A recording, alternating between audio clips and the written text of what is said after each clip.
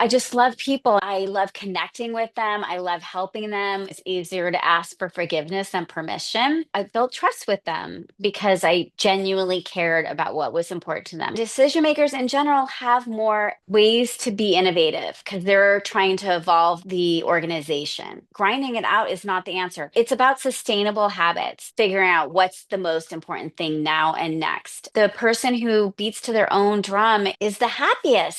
Hello and welcome to the Success Differently podcast. My name is Michelle Sorgaroli. I am your host today, and we are being joined by Jessica Marriott. This is going to be a treat of a conversation. Jessica is a serial entrepreneur, if I ever saw one. Today, she is the founder of Forward Thinkers. We'll talk a little bit more about that. She inspires innovation, helps brands break through barriers, and disrupt status quo. She believes in true innovation and that it requires a constant evolution and challenging status quo. And one of the things she does exceptionally well is to reimagine experiences to match groundbreaking vision. Welcome, Jessica. I'm so excited about where we're going to go Oh, today. me too, Michelle. I'm so excited to be here. Thank you for having me. I appreciate it. Absolutely. This is going to be really fun. So, 20 some odd years ago, you started your career in pharmaceuticals and you did that for 7 years or so, 7 or 8, something like that. And then you moved into founding a career consultancy to help people Mm, with their career development. And you did that for a few yes. years. Then you founded a handbag, a boutique handbag brand, which I understand was the first of its kind to be represented at Bloomingdale's. Yes. Did that for 8 years. Then you worked in real estate and helped represent buyers and sellers and learned about the real estate industry. You did that on a high performing team for about 6 or 7 years. And since 2016, for the last 10 years or so, you have been an investor. You have recently founded Sib Hub, which is about helping heal adult sibling relationships, and Forward Thinkers, which is innovating in the ski boot industry. So none of Yes. these have common threads. I'm loving this No. journey. So tell me, as you're listening to your own journey and hearing that back, what's bubbling up for you? What popped for you as you heard that story return to you? Uh, well, while I totally valued my time in real estate, why I did that is because I couldn't walk for a year and I was trying to rebuild my love for myself and give myself some easy Mm, success. And sales has always been part of my DNA. And so I lucked out and did research and found this team that he was ranked 125th in the country, and he had never hired anyone who was new in real estate. But because of my background and my sales experience, he hired me, and I did really well. Anyway. So yeah, that's what comes to me first, and also um yeah, there's no uh through line through, right? It's just like what excites me, what gets my juices pumping. And I'm grateful to Elon Musk because people finally can get that don't need to just be in one lane. It's exciting that I can do multiple things, and just meaning he validates it. Whereas most people like just stay in their lane and in their life and as an entrepreneur. And yeah. so I that's just who I am. And I finally am in a place in my life that I'm totally 100% am trying. Obviously you can't 100%. Okay, so like 90% of the time I'm completely like appreciating and valuing what I bring to the table and how I show up in the world. Thank you for that. And, even though there isn't a common thread, valuing what you bring to the table, and that's what you said in real estate, right? Yeah, Valuing that yeah, sales was in your DNA. yeah. Um, it started in pharmaceuticals, and that was also sales as well, right? So I would imagine that Yes. what is it about sales specifically that is exciting to you? I love that question. I'm a people person. I grew up with my dad owning radio stations, and I did work for him. That's just like so early on in my career. It's not on LinkedIn, but I sold radio time, and I just love people, and I love connecting with them. I love helping them in whatever their needs are, or if I have a product that to help them. And um, in pharmaceutical sales, I liked it also because I was getting to expand my knowledge. Because most or a lot of sales that I had done at the time just were very like anyone can do it. I don't Hmm. want to be cavalier about what I've accomplished.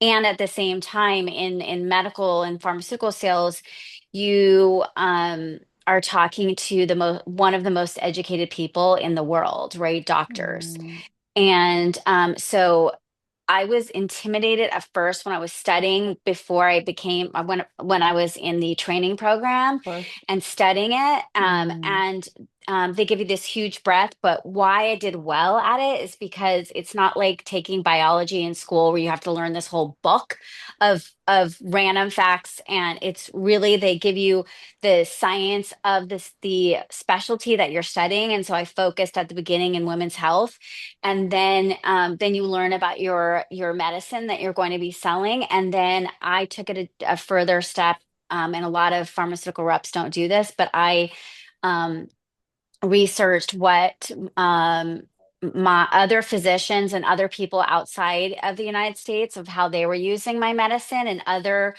alternative, not just mine, but like other companies, what they were doing as well, so that I could really educate my physicians about their specialty and become an expert at being, because I was called the women's health specialist. So really becoming that for them. And so I just focused on like what was important to them and how I could help them be better at what they do. yeah, So a that's. supporter. Hmm. There's a couple of things that, you started with loving people, and then you said, I love serving or helping people. Um, the thing that I think is really interesting here is that specialization, expertise, and the desire to become the best, if you will, or Mm-hmm. become Mm-hmm. certainly a leader. Uh-huh. You represented that there, and also helping others do the same. So the Mm-hmm. way that Mm-hmm. you became Mm-hmm. I love that. successful, right? The way Yeah. you became successful was becoming enough of an expert in the comparative landscape and in the subject matter itself to bring that knowledge and information and other perspective to the clients that you serve, the physicians in this case with the Mm-hmm. Mm-hmm. pharmaceuticals. Um, so the expansion of knowledge, I feel like, and the comparative landscape, this is probably where I'm just making an assumption here, but innovation, challenging status quo, Mm-hmm. all of these pieces that resonate and really excite you today. Mm-hmm. Where did that show up in different parts of your journey? It's a good question. I mean, I will say that when I was in school, how it actually got started is that I have dyslexia, and school was really hard for me because it puts you in this box and you have to think this certain way. Hmm. And uh, I didn't do well at it. And except my parents and teachers and tutors knew that I I understood what was being taught. And so I was first of all, to a couple of things. One, so I learned early on that rules didn't apply to me. And when I say Mm. that, it's because I get to choose my teachers. I got to choose my classes, and no one else got to do that at the time when I was going to school. Um, and still to this day, you have your core classes and like English, let's just say, and let's say there's five different teachers who are teaching it. I got to choose who I felt like best I could learn from and Hmm. could collaborate with on learning. Uh, and no one else got to do that. It's because of the way that I think differently and see the world differently. And so it really, my mom was such a huge advocate for me. Like we would go to the schools and there were no accommodations back then. We paved the way together for this kids today who have, government structure regarding accommodations for kids with dyslexia or other Hmm. they used to be called learning challenges, but LinkedIn now has it as a skill set dyslexia. So Other anyway, so gifts. Yeah, it's a gift for Hmm. sure. And only I think like 10% of 10 to 20%, I can't remember, have dyslexia. And back before schools were started, when there wasn't like before the Industrial Revolution, there were they dyslexics did apprenticeships, like Leonardo da Vinci, did apprenticeship with a number of different people. And so then you got to there were Hmm. different iterations of your learning. And yeah, so I think that's where it started. And then can you remind me of the question again? Because I feel like it I can expand on that if you want me to, or we can go somewhere else with Oh it. no, this is great. Yep. Okay. We can expand on it for sure. And at the same time, I just want to catch us all up. Yeah, yeah. So, the question was around innovation and where challenging status quo came from and how it Mm-hmm. has Mm-hmm. manifested or shown Mm-hmm. up in your journey. Yeah. This is what really stood out for me was that dyslexia um, gave you access to the understanding that you could choose your teachers and the rules weren't made for you. It Right. was emphasized for you Mm-hmm. because of the dyslexia. And at the same time, you also had your mom, you said she was an advocate for you She was. to help you see that your potential had a different path.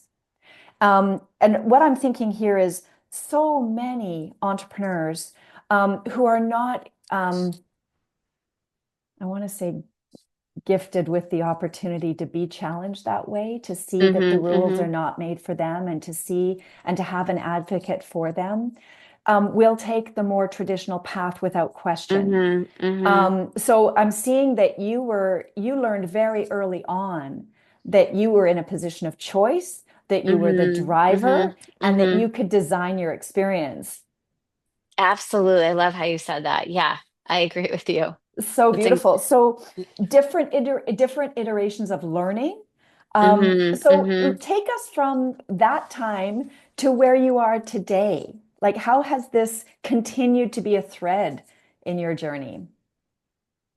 All right, let me think about that. I think part of it is that I can make my own choices, right? And so that's why keep me in this box of being in the same lane for the whole my whole life. It just didn't resonate with me. It didn't feel necessary or required. Uh-huh. It just the other thing is my dad did say to us like to go with your passions. Mm-hmm. Don't Mm. follow the money and then pat then the money will come. Like just go focus on what drives you and as Tony Robbins says, juices you up. Mm-hmm.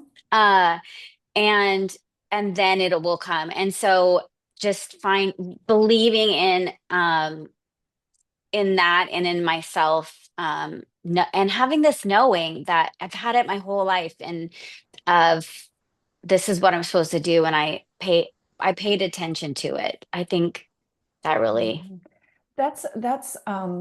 We hear that a lot. Follow your passion. We hear that a lot. yeah. And the piece here that you said, you always knew or you had a sense of knowing. Not everybody is connected with that sense of knowing. When you know what you know, when you have awareness of that, how do you know? What are the signals or the cues that you're leaning into, Jessica, to support you to know you're knowing? um so I feel like I'm gonna answer this but in a different way than maybe you're gonna what or other people will think. But so I was the outsider in my family. While my mom supported me regarding school, Mm. she was a teacher at some point before she had us. Uh-huh. So she was so good at advocating in that way for me. She and my sister and excluded me in other ways growing up. Mm. And so I really early on my mom said this early when I don't know if it was middle school, but that I had a really good sense of self-awareness. And it was because I was being excluded in school too, right? Like I'm not doing well in school. And so that I had to be aware, I had to be so dialed into what everyone else's needs were, that I then knew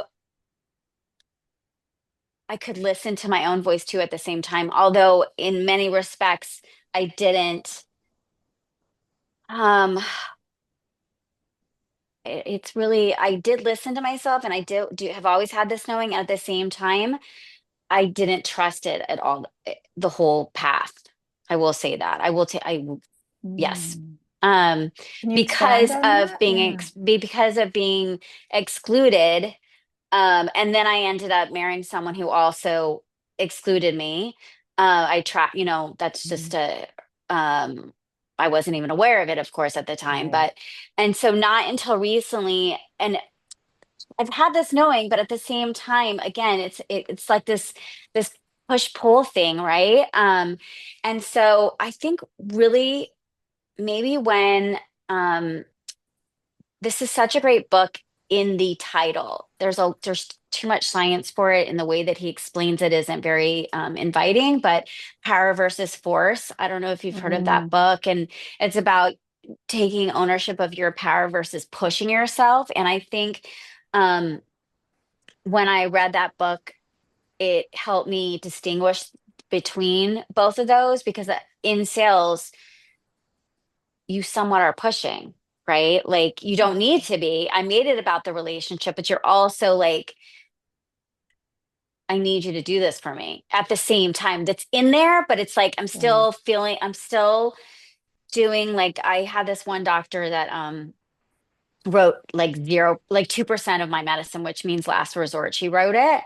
And within 30 days, and by the way, she's one of the top, I don't know still, but she was one of the top writers in the country for uh, s- um, antidepressants in the country. Okay. And Oh. so uh, for her to write 2% is still a lot, but it's like last resort. And so within 30 days, she and I had a conversation because I would show up in a genuine way, Mm-hmm. right? Caring about, like, I sat in on listening to patients, and like there was one patient that was, I think, autistic, but I feel like it's Asperger's, where they're Mm. so focused that they don't hear anything going on around them, which I was so envious at the time of that. I was like, but now obviously as you mature, like you're able to, Mm-hmm. and through meditation, you're able to like zone out and not, um, hear everything and pay attention to it. But anyway, so after 30 days, she ended up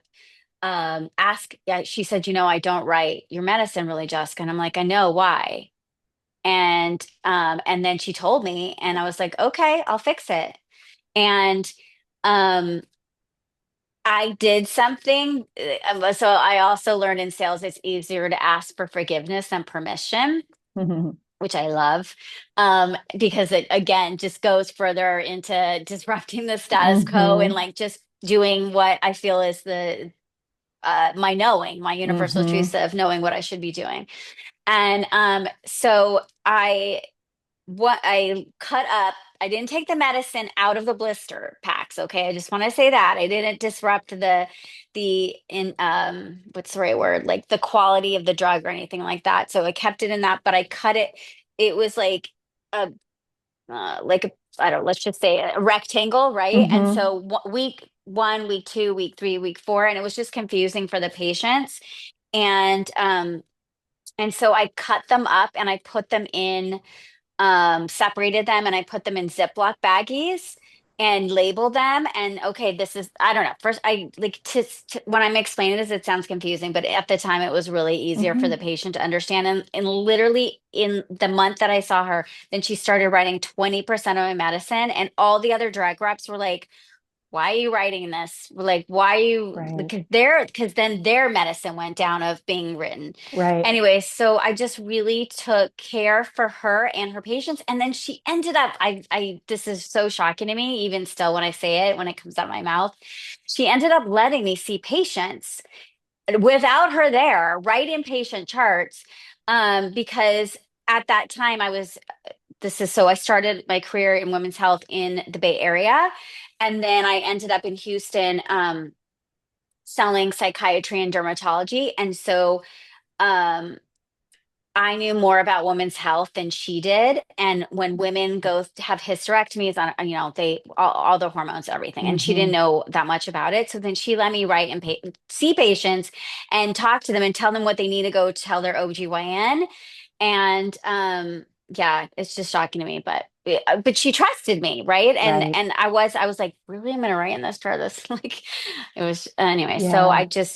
I built trust with them, like because I genuinely cared about what was important to them and their patients. Right. And there you were, because you had the expertise and the knowledge behind you, not just of the drug itself, but the Yes. wider spectrum of women's health generally. Yeah. It created great value for the physicians that you were partnering with, Yeah. right? Because it allowed Yes. them to show up with more value for their patients as well. Yes, yes. And also I brought, of course, I mean, I say of course, but like I brought in speakers from Yale University. He's this one doctor. He had focus was OBGYN and psychiatry. And Hmm. I brought speakers in to like not just it wasn't they were just relying on me and my knowledge, Right. but like and the science in terms of studies I brought to them. And yeah. Yeah, exactly. Well, here I mean, you're already representing where you're innovating to Yes. actually challenge the Yes. status quo. In this case, it was the Yes. packaging. So, um, I want to go back to this idea of the exclusion because this is such a key piece for entrepreneurs, particularly in services, but also in products. The idea that people naturally want to belong, and Hmm. at the exact same time, they want to stand out for being different Yes. and Yes. valuable, right? Yes. And so there's Uh-huh. this push-pull that you're talking about. Yes. You spoke to it in different Mm, contexts, but yes. the interesting thing about the exclusion is you said the exclusion that you felt at school allowed you to build self-awareness. It also Hmm. gave you access to the perspectives of others. Hmm. And at the same time, you didn't trust yourself until much later, right? I did trust myself and I didn't. It was like that's what I'm trying to Yeah, say. It was this this push push pull pull. of going back and forth and doubting myself and then also hearing other they're not, when you hear other voices, they're not your Absolutely voices. not your I mean, voices. Yeah. Even if it's they're in your not head, they're still not. reality. Correct. It's not Yeah. reality. It's like, wait a minute. No, that's Yeah. not, I'm not listening to that because that's not my highest and best self, right? Like Right. that's lacking in fear based. Hmm. Yeah. Yeah. And the push pull is such a natural thing because you're pushing against wanting to be different, stand out, and Yes. or pulling Yes. towards that and pushing, Yeah. like you're wanting to belong and you're wanting to stand out and you're wanting to belong and you're wanting to stand out. And Yeah. somewhere, Yes. how does that Yes. happen? Because they're in complete conflict with one another, Uh-huh. essentially. Uh-huh. And so, right, you're laughing, and Yes. it's because it's so No, true. it's so true. Oh my God. Are you Yeah. still there? Okay. Yeah, we're Yeah, it's still so here. true. Yeah, Okay. it's so true. So when we talk about differentiation in services and in your world around innovation, right now with Forward Thinkers, you're wanting to disrupt and innovate in the ski boot industry. I mean, that's where I'm starting. So that because I started talking about innovation and disruption, and it was confusing people. And so, because that's such a broad, well, Mm-hmm. like, and so they wanted, okay, how, right? And so I gave them multiple examples, and it's too much, right, for people, again, because it's not in one lane, right? Yeah. And so so I'm focusing on the ski boot to start because it excites me the most. I have 20 different industries I want to disrupt, but I want to start with the ski boot because it excites me so much and it's such a it's also a niche, right? It's not everyone doesn't do it. Mm-hmm. I the yeah, so I don't know if you want me to expand on that, but Yeah, feel free. yeah, Help okay. us understand what's inspiring this, Okay. what's behind it, why ski boots, why innovating, what's the driver Right, behind your right. It idea? could be totally random, but it's not. It's like a part of my Exactly, it has a story. journey. Yeah. So I've skied basically my whole life. I started at 12 and I've skied almost all of the West North America, most mountains. And I love skiing. I like it because it challenges me. It's also scary to me at the same time too. I've taken so many ski lessons.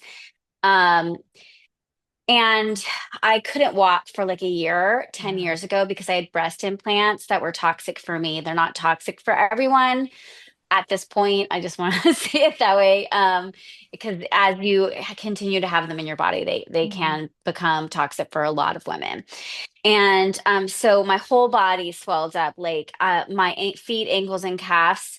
and my everywhere where my joints are Oh my gosh. swelled up, like my calves. I look like, so I'm 95 pounds at 5 feet. I'm tiny, and I am tiny frame too, and I swelled up, like my calves looked like I was 300 pounds. They were just full of fluid, um and everything, my ligaments, my tendons, my joints, my muscles, everything was atrophying and in pain. And I've been an athlete my whole life. I started swimming competitively from 7 years old all through high school. Then I started training for marathons and weightlifting. I took a ballet class and golf in college.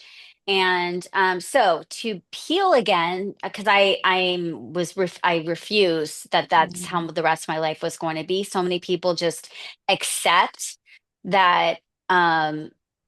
This is how it's going to be. And I'm like, right. no, like because I saw this woman who was older than me who her ankles look like that. I'm like, hell no, I'm not, by her age, I'm not gonna, or faster, hopefully, be like Mm, that.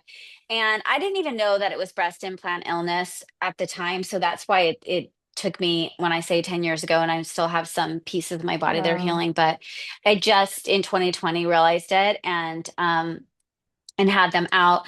But during that journey of healing, I went back to sports.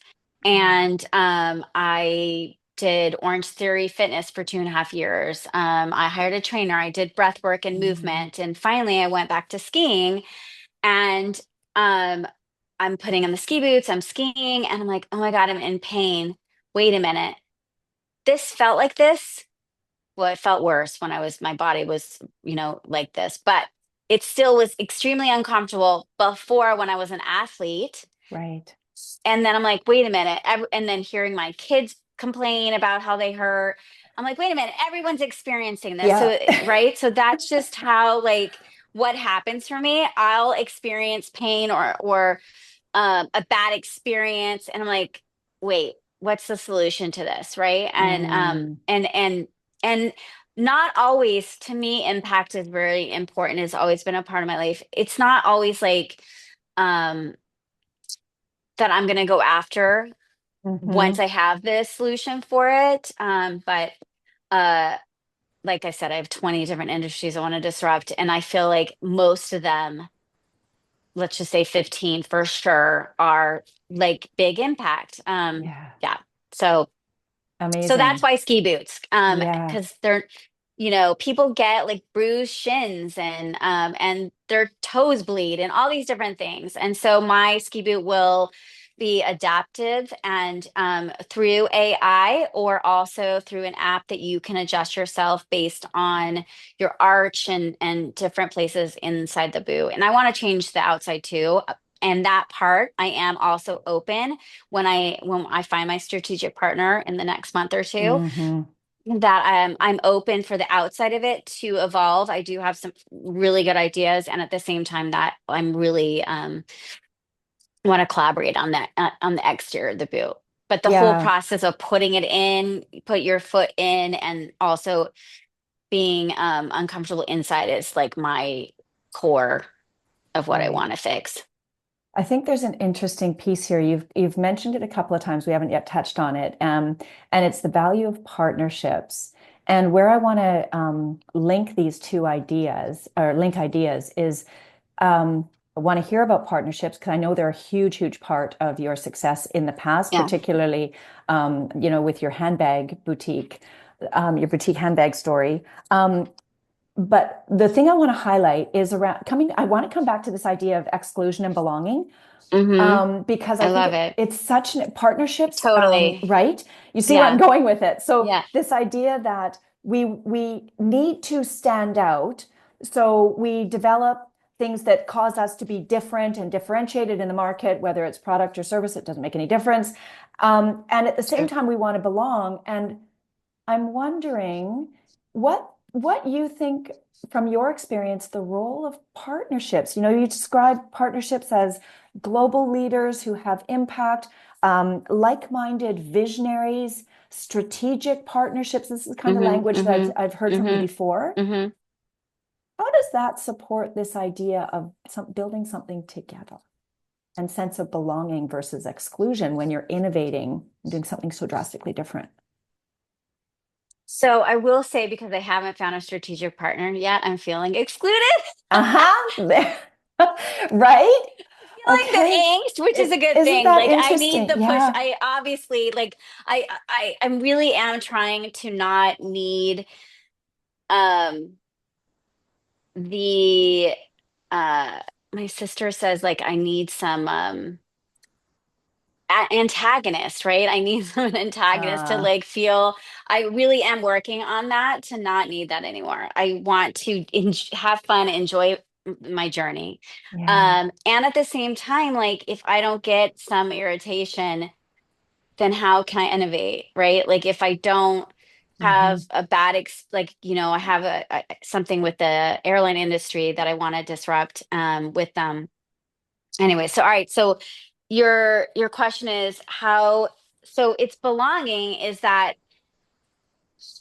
by partnering with them, they already have an ecosystem Mm. of throughout the world. And one of my things is I wanted to have an impact across industries and countries. And so ski boots immediately hits both of those, right? It's an industry, and also I have 8 different ways that I'm going to touch and change the ecosystem because I want, one example is I want to create partnerships between this innovative ski boot with the ski rental market Hmm. because they have the shittiest boots. Sorry, I hope you're okay if I swear for a You moment. do you. Okay. And I feel like um, I kind of like sense like this ski boot's going to be like a Tesla or an iPhone, that there's different things that you can that we're going to come standard and in terms of upgrades. And then there's going to be other ones that you can like heat. Hmm. Obviously, that should be a paid for one, right? Mm. Um, versus obvious, but I think the obvious one is comfort is the one that is The period everyone core. should get correct. But there'll be other things like that, like in biometrics and different things like that. And then and yeah, so I don't want to, I was gonna Don't like give too go much away, on, right? right? Exactly, exactly. Don't give too much away.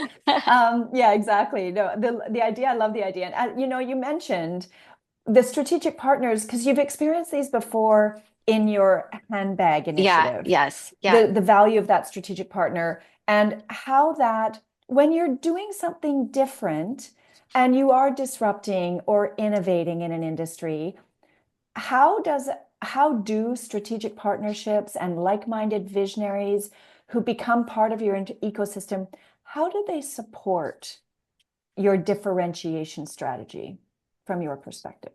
So I'll talk regarding the handbag line, and how I did that differently. So most designers reach out to the buyers, and buyers like to feel like they discovered you Mm. from retail stores.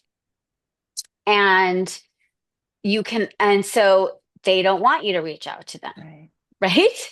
Which does not make any Because sense to me. they And want to then, you, yeah, they want to discover you. So yes, knowing okay, their driver, knowing their motivations a really big, it's an important part of this. it is. Okay, Mm. so then there's another piece to it that the retailers have these trade shows, and the booths are like $10,000 uh, each time that you do this. Minimum, like it's a minimum of $10,000. And the buyers like to see you each year evolving, so you don't Mhm. even get necessarily chosen from the beginning. Right. Okay. So it could be years. Right. And my dad always taught me to reach out to decision makers, and decision makers in general have more um, uh, ways to be innovative because they're trying to evolve the organization. And so me and my team did research on the CEOs of all the high-end department stores. And I w- so Saks, Neiman Marcus, Lord and Taylor, Bloomingdale's.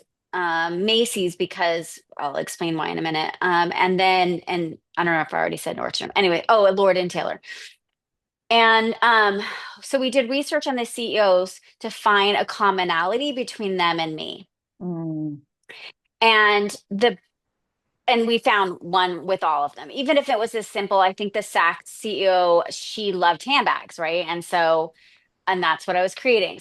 And then when you are able to connect with them, it builds instant trust. mhm, And then when they connect you to the buyer or the VP of accessories, it builds instant trust, mhm, right? mhm, And the more openness of doing something different. mhm, So so I had meetings with all of them, and all the CEOs replied within 24 hours to a week. Um, which is fun, really pretty amazing. And I just also want to say though, that before I sent them, I was had so much anxiety, and it was 100 degrees outside in Arizona, and I went hiking so that I could like get a lot of the anxiety out of me. nice. So then I emailed them, and then the best relationship that I garner was with the CEO of Macy's, Terry Lundgren. He's not the CEO of Macy's anymore, but Macy's owns Bloomingdale's. Okay. And he graduated from my same university. So I put Go Wildcats at the end of the email. And another article said he liked to help alum. So uh, he was just such a instrumental part of my success and being able to get into Mm, Bloomingdale's. He introduced me to the VP of accessories at Bloomingdale's. She and I had a call. My kid, I have twins, and they were sleeping. It was like 6 a.m. and she was calling from the East Coast, so it was like 9 a.m. and I was in my car instead of being in the house just in case they woke up. And then I had my car on, outside so that there was air. And then she said, "Okay, I'm going to introduce you to the buyer." And I said, "Well, I just want to make sure she has the ability to make a decision, that she's the decision maker. Yes, she can make the decision." I'm like, "Okay, pass her on to me. Thank you." And then I had a brief call with her. I wanted to show her the bags in person, and so I scheduled a meeting. And my team and I planned, out for 4 hours how we're gonna get her to yes. Like mhm, if we say this, she's gonna say this. And then we also, came up with a, beautiful way and a story of how to explain to her our marketing plan. Um, I go to this meeting, and I'm, obviously have some anxiety about it because it's like, oh my God, I'm getting to be able to meet with um a buyer. And I mean, I met with all the stores, but mhm, this one was really important because of how it all mhm, unfolded. mm. And so I said to her, and I knew what she was going to say. I said to her, "Terry says he sees me starting in 8 to 10 stores." And she said, "Well, that's not fair. That's not his job." Uh-huh. And I said, "You're right. So how many stores do you think I should start in?" Which then opened her mind to doing Yeah. something new that she wasn't, would normally not do, because they're so conservative. And they're basically like all they do is focus on numbers, right? Not Mm, about necessarily innovation. mhm, And so I showed her my marketing plan, and at the end she's like, "Oh my God, I've never done anything like this before." And so we were the first boutique brand handbag line to sell in their stores. Yeah. So it was, but you can see like it just didn't show up, right? I had all right. this best sales background and understanding from uh my major was philosophy. So understanding different perspectives Mhm, and like you said, regarding being excluded, like being able to understand different perspectives in that way too. And then Dale Carnegie, that's another thing of teaching you, understanding, what's important, how to win friends and influence people. So mhm, just a mhm. culmination of my whole life of, yeah, Yeah. caring about my needs, but also what's important to other people. Yeah, it's beautiful. I think, we've been dancing around this. when you said true innovation requires constant evolution and challenging status quo, it's a core belief of yours. Yes, Um, yes, and innovation is essentially doing something differently and yes. upsetting Yeah. what's happening currently. When we're when people work with me, when they hire me, they're hiring me to help them differentiate and stand out on the Mm-hmm. services side. And we work through a blueprint to help them understand how to do that so that they can actually dance this fine line of exclusion and belonging, if you will. Um, as you're thinking about your journey going forward, particularly in your new initiative or newer, not so new, with Forward Thinkers, where do you see this the where do you see your all the experience in your story helping you both differentiate and create powerful strategic partnerships that give you that sense of belonging in an industry that you're going to disrupt? And okay, so a number of things. This time I am doing it differently in the sense that in the past I would grind it out.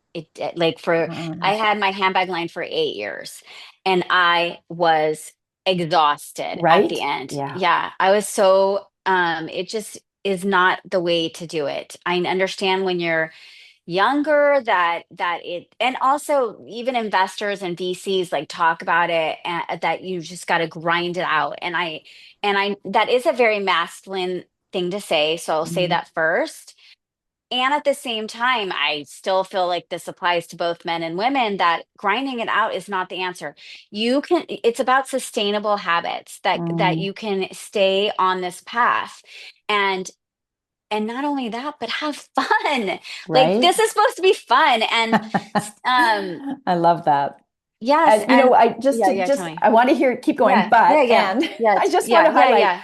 at the beginning of the earlier you talked about power versus force, and I think that's Yes, what you're speaking to here. yes, yes, Grinding right. it out is force, Yes, right? yes, yes. Um and I'm not saying you shouldn't use that ever. Yes, have it Mm, as as in your arsenal of things to do. Um and in order to um truly succeed, you have to, not have to, I don't want to say it that way, but it's important to um find ways that, so because you're saying how am I differentiating, so mhm, this time around I'm going down paths that I know I have been successful, so I'm reaching out to CEOs. mhm, I haven't had success yet, and I'm not, I'm also adapting. I'm also doing, I'm like, in the past, I would just like, no, that's how it has to be. I'm just focusing on that lane. Now in terms of reaching them, okay? mhm, Not in terms of other things, but mhm, in terms of reaching them. And so this time I am like, okay, I'm going to do that because I know it works and I'm good at it. And right, so and another piece I'm going to do is, or I'm this today later today I'm having a the final call to pull the trigger on working with this company that they have these VAs that reach out to people on LinkedIn, and they're going to set up appointments for me, uh, instead of me only having to do it, mm, which is, Tony Robbins always talks about working on your business, not in it. And mhm, so by taking, I'm still gonna do it on my own, in my own way, and get their. I have emails, and I've been emailing the CEO of Nike, and I like I don't like 10 times at least I have, because they are in footwear, but they don't have a ski boot. mhm, Um, and they've been innovative. They haven't been in the last like 8 years, 10 years, but I so that's why I feel like it'll be a good partnership. mhm, And then I also I'm partnering with this other. So that's another thing, is that I'm partnering with other um companies that um can help me do and accomplish what I. So there's this book. I don't know. Here, I have it right here. I don't know if you've heard this book. It's called Who Not How. mhm. Okay. Yes. I'm collaborating with other who's that Hmm. can help me reach my goals as well. So instead of just that's the other thing in the past I had a team, but I really tried to do everything on my own as much as possible because I felt like whatever, I can do it better, right? That's like an entrepreneur's Achilles heel, right? That Hmm. is just doesn't help you. So and I have a mindset coach and I have have all this support system of different people who have skill sets that I don't have. Like for my handbag line, did hire someone to help me with my social media. She was a local person. And she definitely got me on TV and got me some articles written and things, but um this time around, and she helped me grow organically. But this time around, I think I've told you, but not in this call, that I've spent a year um, r- interviewing different social media companies, Hmm. and I did work with one, and it just was they work with Mel Robbins, but the I think if you already have things that you're giving them that are already, Hmm. branding and everything, that's what they're good at, churning it already, Hmm. but creating it from scratch was not Right. their wheelhouse. And so I finally found this one company that is I mean, we'll see. I believe in them, and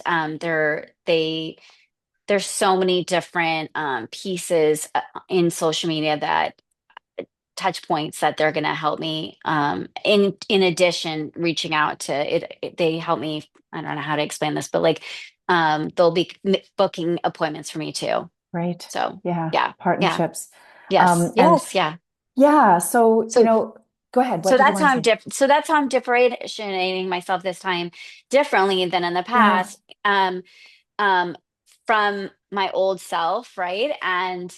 Um and then I'm also using AI so much Mhm. in terms of like I asked it the other day to take my core pieces of what I do, because it's not just innovation. I have a good aesthetic design Hmm. Hmm. ability, and then we talked about understanding consumers. I have universal truths that I've realized that are I recognize them for everyone.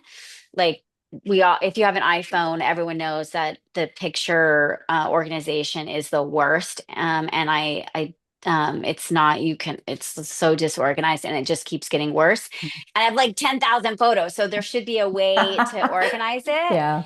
And so I do want to help Apple regarding that.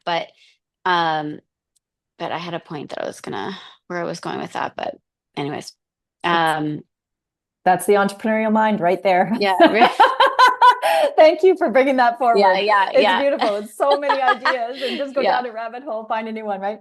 The yeah. thing, Well, but I want to stay focused, right? yeah, I but mean, it's I'm okay. really, it is sometimes, and at the same time, that is something I like am good at is managing my time. Like Right. I really am, and like doing and really figuring out what's the most important thing now and next. So, oh, I know what I was saying regarding AI. That I asked to take my core things that I do, the three things that I do, and I said, okay, now AI, go put your CEO hat on, like you work for Rosignol, and use their language based on their Wow. website and their financial reports and they would see it would benefit them and put it in their language. And so instead of which I Mm. can do on my own, but they're saving me a step in the sense that I then it's not as hard, right? It's not Right. going to take me as long. So then I go so then I did that yesterday. So then today or whatever this week I will look at it and then fine tune it according to because the thing is that it can only do it a certain point and not where a human is going to fully Yeah, relate to it. that's right. Yeah. Yeah. Yeah, fantastic use. I'm coming back to the theme of grinding Okay. it out being force versus Yeah. power. And so when you say Okay. do things differently now. That's what I'm hearing. You're tapping Yes. into the power of both Yes. your unique skill sets, how you think, the things that ignite you and light you up or juice you, as Yes. Tony Yes. Robbins Yeah. says, and also leveraging, right? So you Yes.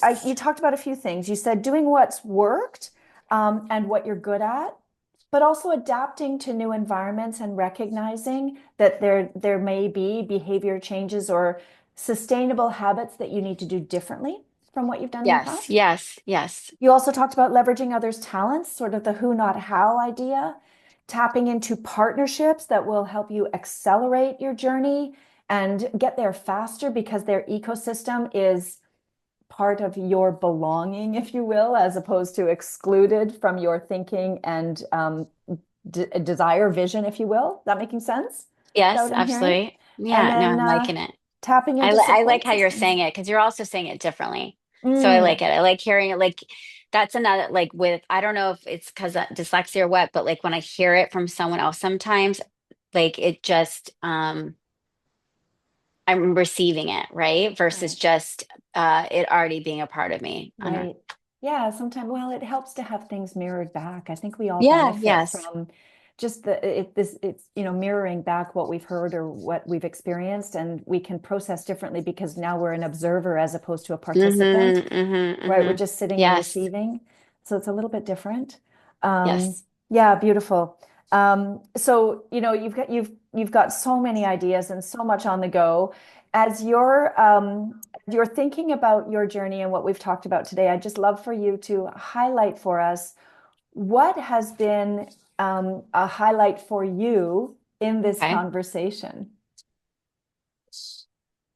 I think the biggest thing for me, and it's one of my affirmations that I write out every day, is I feel heard, seen, understood, supported, celebrated, and rewarded. And I felt like you did understand, you did hear me, you do understand me, you do get what I'm doing, and and appreciate it, right? Mm, And support me in it. And I well, that gives me a sense of belonging, right? Really like tying it back to the there we words you go. used. Yeah, Ah, I thank love the you. language that you've used in here. Mm, It's really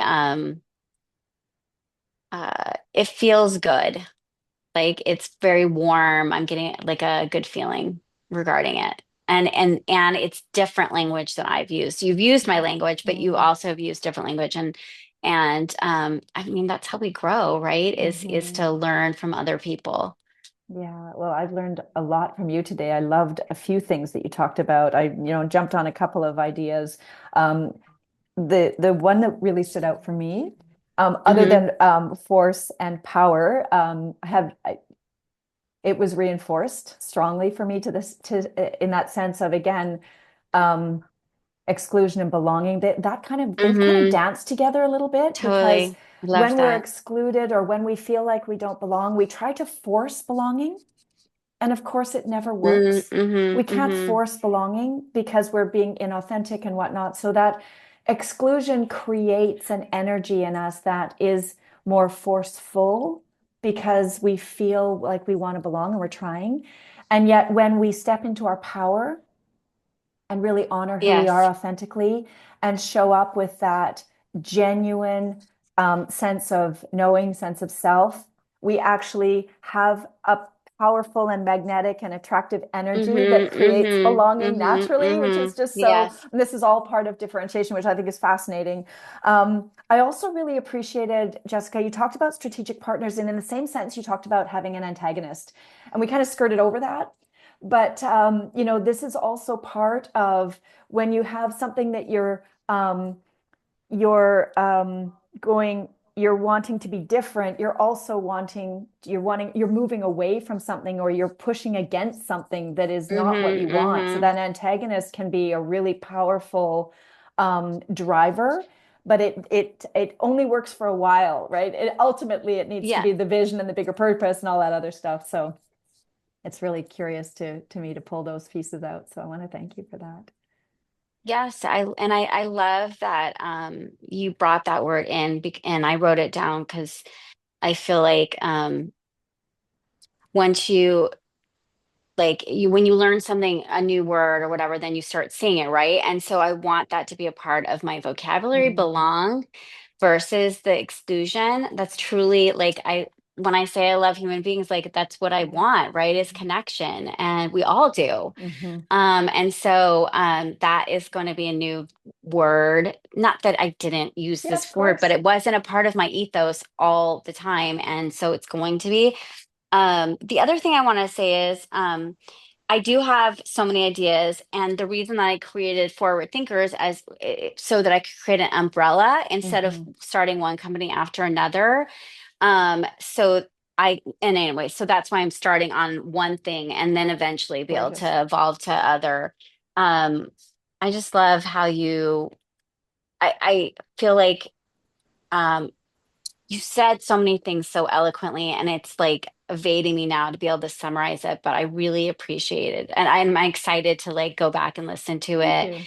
Oh, And I seriously, I feel like it's just felt like a fun journey with you, and not just fun, like just very authentic and in such a belonging, connecting way, right? beautiful. Oh, So thank you. uh, I thank you. No, thank you. That's my wish Like, for you. yeah, Well, you yeah. are a forward thinker. I just intuitively know you're on the right path, and I'm so, so excited to follow along your journey and see where Forward Thinkers goes, because I have Thank no you. doubt it's going to change the world in the various Thank you. environments that you're looking for, both industry and countries, so global impact. Jessica, for those who want to follow along your journey and be able to connect with you, where might they find you? So right now you can go on forwardthinkers.com, but it is with two I's, thinkers, for impact and innovation. It is under construction. I mean, I made the website. It's very like sophomoric, but I have a team working on creating, well, there's another partnership, creating a website that I don't know if it'll ever be exactly, what I want it to be, but it'll be close enough in terms of it being innovative um and provoking, right? I feel like, Nice. yeah, I think that that is part of being an outlier. And I think that's the other thing is just finally it's about my whole life I've been an outlier and haven't necessarily fully embraced it Mm-hmm. because I would hear Mm-hmm. things from people. And now when I hear those things, like I have a friend that in Arizona called me a contrarian.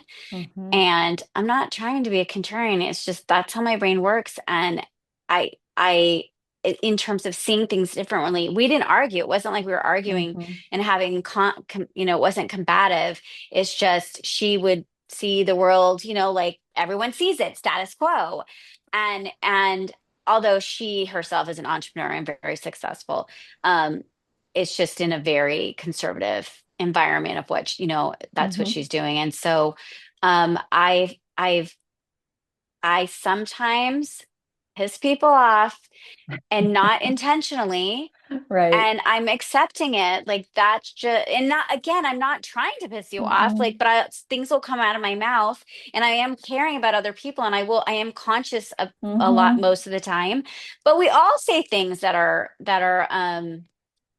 whatever off the cuff and sometimes hurt people's feelings, but and so I do care about people, so I will be conscious of that. And at the same time, I I have these truths that I know and we all do. And so if you the person who beats to their own drum is the happiest. Mm-hmm. Exactly. I I mean, mean, I you feel are, like that's where we started, right? yeah, Yeah, exactly. yeah. And you're naturally provocative.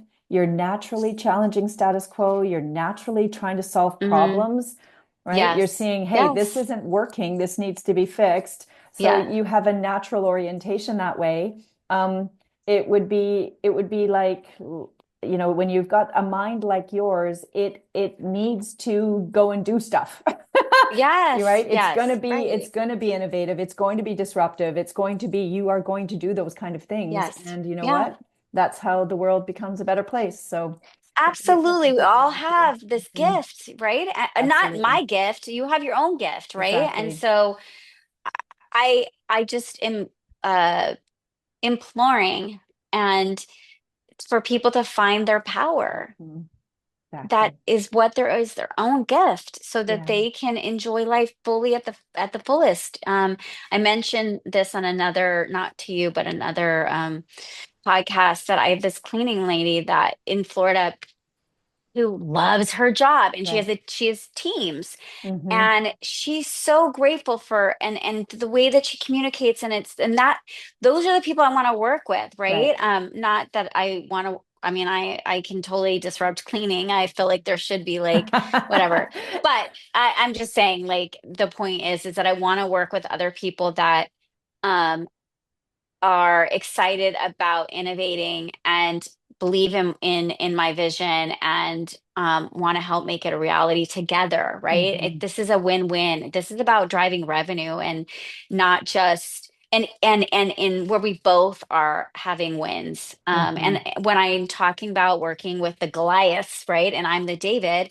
my contracts are definitely going to be more protected of me but Hmm. still just as lucrative for them, Hmm. right? But Hmm. like pre-thinking, um, you know, that I had that they'll have to pay for my attorney if they decide to not move forward with it if they're and try to keep it, right? So Right. like putting things in their bumpers Hmm. in there that protect me again as the David, but lucratively we're all going to make money and Yeah. that's what it's about.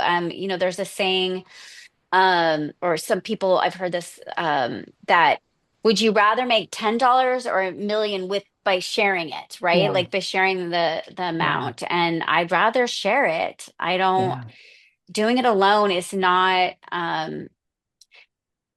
there's like the butterfly effect. Like doing it together, like Yeah. we're able to accomplish more and have impact, which is really Exactly. Well, yeah. ripples, the kind of ripples and the butterfly Yes. effect that you're looking Yes. for, Yes. it requires people, right, who share Yes. the vision and are with you in your ecosystem and in the journey with you. So Yeah. Yes. absolutely. So I'm so Like excited you. for you. Thank you. So excited for you. Yeah, And thank you. I'm really looking forward to wearing comfortable ski boots because, that's just so much Yes. fun. Thank you for that. All righty. So we'll Yes, find you you're at welcome. Forward Thinkers.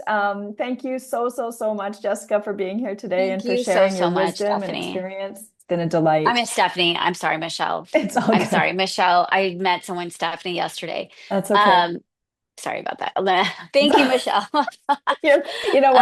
uh, I answer to anything. Squirrel. Right, exactly. That's like where Have a that great went. day. Thanks so You much. too. Talk Thank you. soon. All Bye for right. now.